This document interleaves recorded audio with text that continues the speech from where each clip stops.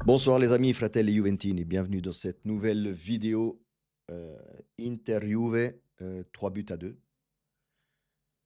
Que dire de ce match-là? Bah, que tout simplement, Monsieur Lapenna tout simplement a rovinato ou a complètement gâché le match après l'expulsion de Kalulu. Une expulsion qui n'existait pas. Alors moi, il n'y a pas seulement l'expulsion qui n'existe pas, mais même le premier jaune à Kalulu n'existe pas. Il n'y a pas de premier jaune, il n'y a pas de deuxième jaune. Le deuxième jaune, en fait, je veux juste vous montrer cette image-là, les amis, parce que je veux remercier cet uomo merda, questo uomo di merda Bastoni, et je pèse mes mots, qui jubile après un carton rouge à un adversaire, et en plus quand il sait que lui-même, il a fait une simulation sur la faute. Donc voilà, je le répète, uomo di merda Bastoni, uomo di merda, je le répéterai jusqu'à la fin. Donc voilà, ça c'est dit. Et maintenant, on peut passer au match, les amis. Comme toujours, abonnez-vous, likez et commentez ici en bas. Je sais que ça va faire beaucoup de polémiques, malheureusement, cette expulsion de la part de Kalulu, encore une fois, sur une simulation de la part de Bastoni. Mais alors, on est venu me dire, oui, mais la VAR ne peut pas intervenir sur le deuxième jaune. C'est vrai, la VAR ne peut pas intervenir sur le deuxième jaune. Par contre, les amis, la VAR peut intervenir sur une simulation. Et ça, ils ne le font pas. Pourquoi? Parce que c'est l'Inter, les amis. Parce que c'est l'Inter. Voilà pourquoi la VAR n'intervient pas dans ces cas-là. Bref, que dire du match? Revenons un peu sur le match parce que sinon ça va partir en couille la vidéo, je le sais déjà, et on fera le débrief demain de tout le match et de l'analyse. Match qui a somme toute bien commencé de la part de l'Inter, de la part de la Juve. Un coup c'était eux, un coup c'était nous. Nous on était aussi empressés très haut à un moment donné. Donc Ildiz ne m'a pas plu ce soir, je vais vous le dire tout de suite. Ildiz ne m'a pas plu. Puis vient le but de l'Inter, encore une fois sur le ballon arrive à 2 à l'heure. Allez revoir le but qu'on se prend, le premier but d'une déviation de Cambiase aussi. Mais allez voir Di Gregorio, les amis. Allez voir Di Gregorio, comment il essaye de prendre le ballon. Avec sa jambe qui est au sol. Pas avec la jambe, pas avec la gauche, mais avec la droite. Je sais même pas ce qu'il veut. Bon, bref. Di Gregorio, vous savez ce que j'en pense. Oui, certes, maintenant, tout le monde va me dire, il a fait deux, trois beaux arrêts aussi dans ce match. Oui, il a fait deux, trois, mais il est là pour arrêter les ballons aussi. Hein. Il est là aussi pour arrêter le ballon, dit Gregorio. À un moment donné, c'est un gardien. Sinon, on joue sans gardien, les amis. Bref, on se prend ce but-là, puis voilà. Après, il y a, on attaque, on n'a pas peur. En fait, on n'a vraiment pas peur sur match-là. Et puis vient le but égalisateur de la Juve avec Cambiaso, où là, je ne sais pas si c'est la bravoure de David là devant. Enfin, la bravoure. Ça, c'est un grand mot, bravoure. Parce que pour moi, il liche le ballon. Il le rate complètement et en fait, le ballon arrive sur Cambiaso et bah, Cambiaso n'a plus qu'à la mettre dedans. Ce soir, David aussi. Hein. Ça va pas. David, ça va pas, les amis. Il dit ça ne va pas. Bref, laissons tomber. Et puis vient l'épisode fatidique du deuxième jaune de Kalulu. Encore une fois, je le redis, sur simulation de l'uomo merda Bastoni, qui jubile. Hein, je le répète et je le répéterai toujours. Donc on joue à 10, malheureusement on joue à 10. On tient le choc jusqu'à la fin de la première mi-temps. Donc on rentre au vestiaire sur le score de un but partout. Somme toute, je pense que le score à la première mi-temps est réglo dans le sens où voilà, on a eu des actions, l'Inter a eu les quelques actions, ils ont ils ont mis le ballon dedans. Puis en deuxième mi-temps, Kivu, très intelligent, a vu ce que Bastoni a fait. Il a tout de suite sorti Bastoni et il a mis Carlos Augusto parce que sinon Bastoni, c'est sûr qu'il allait se prendre un rouge lui aussi à la moindre petite faute. Donc Kivu, très intelligent, il l'a sorti. On joue, oui, 45 minutes à 10 contre 11. Hein, c'est très difficile. Physiquement, on tient un peu le choc et malheureusement sur un tir au cross, non pas un tir au cross, un centre, encore le énième centre de la part de Di Marco, les amis. joueur qui me plaît beaucoup. Un énième centre de Di Marco, je crois que c'était le 12e, 13e ou 14e centre. Je les ai pu compter, franchement. Pio Esposito qui était rentré entre-temps, il avait remplacé, je ne sais plus qui est-ce qu'il a remplacé. Bref, marque de tête sur ce centre de la part de Di Marco.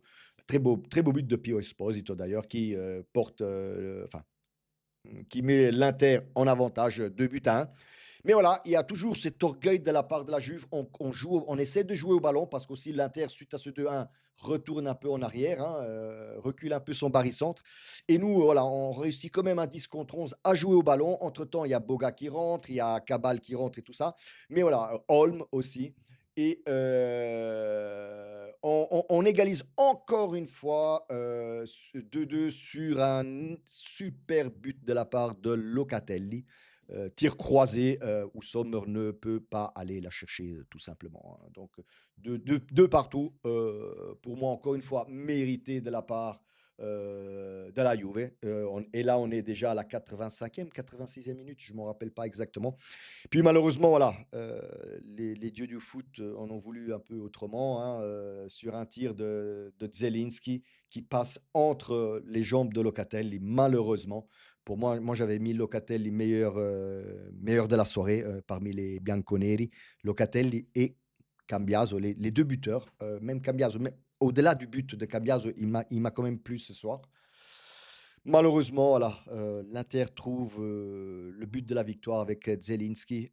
Un tir, je vais dire franchement, au début, quand je vois Di Gregorio se jeter sur ses jambes, je- j'avais, j'avais l'impression que le ballon a été dévié. Mais non, non, en fait, il passe seulement entre les jambes de Locatelli. Je pense que c'est ça qui a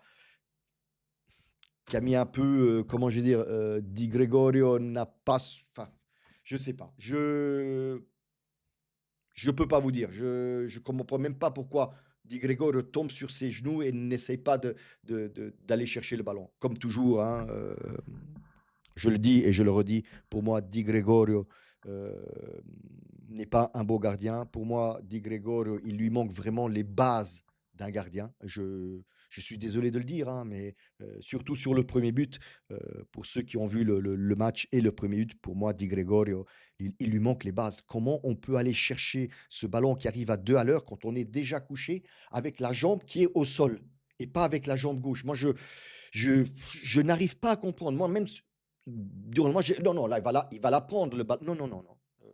Je comprends pas. Je n'arrive pas à comprendre. Soit ennesima sconfitta, c'est clair, maintenant on peut le dire, c'est clair qu'il y a un dessin au sein de la FIGC, de la Lega, il y a clairement un dessin pour sfavorire la Juventus, donc pour ne pas faire gagner la Juventus et la Lazio, je le dis les deux, hein. Euh, la Lazio, bah, vous savez pourquoi, parce que Lotito s'est clairement positionné et aligné contre la FIGC. Et au début de saison, hein, là, il y a la FIGC, il dit qu'il y avait des choses qui ne fonctionnaient pas. Et guarda caso, bizarrement, on va dire, c'est qui les deux clubs qui sont le plus pénalisés par l'AIA et la FIGC? La Lazio et la Juve, très clairement. La Lazio, avec nous, bizarrement, elle a eu quelques faveurs, hein, parce que voilà, il ne pouvait pas deux fois, par deux fois, hein, une fois au match aller, une fois au match retour, mais soit, on va pas revenir dessus. Mais très clairement, maintenant, ceci dit, et là j'ouvre une parenthèse, j'ai cru comprendre les amis que Comolli, Chiellini, Spalletti sont allés quand ils sont rentrés, ils sont allés vers l'arbitre s'expliquer un peu avec l'arbitre. Alors pour moi, c'est quelque chose que, alors oui, pourquoi pas, mais c'est quelque chose que je n'aime pas globalement, parce que là, la peine a fait vraiment une connerie. La VAR avec, mais bon, ça on le sait. Si c'était à parte inverse, ne vous inquiétez pas que la VAR aurait tout de suite appelé la peine pour dire, non, non, mais attention, Bastoni il ne le touche même pas, il fait une simulation claire et nette. Soit. Euh, Moi, maintenant, j'espère que Spalletti n'ira pas devant les micros pour faire la conférence de presse, que les joueurs n'y aillent pas, qu'ils mettent tout le monde en silenzio stampa et que c'est Comolli qui aille parler maintenant pour dire qu'on commence franchement à en avoir marre. On commence à en avoir marre de toutes ces erreurs contre la Juventus au niveau arbitrage, les amis. Au niveau arbitrage, ça ne peut plus durer. Donc, silenzio stampa pour tout le monde. Comolli va devant les micros et il parle un peu de la situation actuelle de l'AIA, de la FIGC, parce qu'il y a quelque chose qui ne va plus. Ça ne peut plus durer. Donc, moi, j'espère, je ne sais pas ce qui s'est passé dans le couloir qui mène vers les vestiaires, parce qu'apparemment, ça a commencé à gueuler dans tous les sens. Mais j'espère que personne n'ira devant les micros s'expliquer et que Comolli aille devant les micros s'expliquer. Parce que, voilà, tant qu'à faire quelque chose, Comolli fait quelque chose, va devant les micros, dit un peu clairement ce que tout le monde pense, hein, donne un peu, met un peu sur le papier, fait écrire tous ces médias sur le papier que là, on n'en peut plus avec toutes ces erreurs d'arbitrage contre la Juventus, parce que là, franchement, moi, sinon, moi, je vais péter un plomb. Et encore, dans cette vidéo, je suis chill parce que la Juventus ce soir m'a plu. Les joueurs m'ont plu, à part quelques joueurs Di Gregorio, je l'ai dit, Di Gregorio, Ildiz et David, mais voilà, l'attitude de l'équipe, des joueurs, le jeu qu'on a exprimé, voilà, je suis vraiment content, même si on a perdu, mais je suis content. Et je reste persuadé ce soir, je reste persuadé qu'à 11 contre 11, les avremo asfaltati. On les aurait atomisés ce soir, l'Inter. On aurait atomisé l'Inter al Meazza, à 11 contre 11. Bref, on n'aura jamais la contre-prova, comme je dis toujours. Demain, comme d'habitude, les amis, il y aura le match d'analyse, le match de débrief. On reviendra en plus un peu sur cet aspect arbitrage. Mais voilà, malheureusement, c'est comme ça. C'est comme ça. Ça devient toujours plus compliqué pour nous pour garder cette quatrième place. Demain, joue la Roma face à Naples.